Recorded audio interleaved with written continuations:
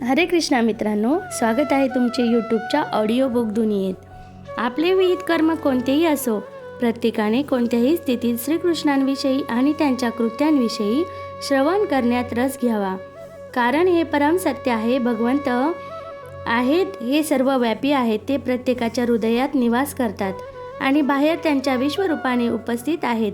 आणि असे असूनही भगवद्गीतेत सांगितल्याप्रमाणे ते सर्वांना आपले दिव्य धामात बोलावून घेण्याकरिता आपल्या मूळ रूपाने मानव समाजात प्रगट होतात।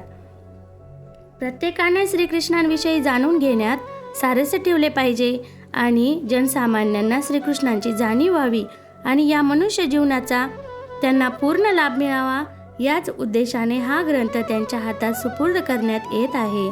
श्रीमद भागवतात 9व्या अध्यायात बलरामांचे रोहिणी सूत म्हणून वर्णन केलेले आहे। रोहिणी ही वसुदेवांची एक पत्नी होती। वसुदेवांच्या 16 पत्न्या होत्या, त्यापैकी रोहिणी एक होती। तथापि बलरामांचे देवकी सूत म्हणूनही वर्णन केले जाते। तेव्हा ते देवकी आणि रोहिणी अशा 2 मातांचे पुत्र कसे?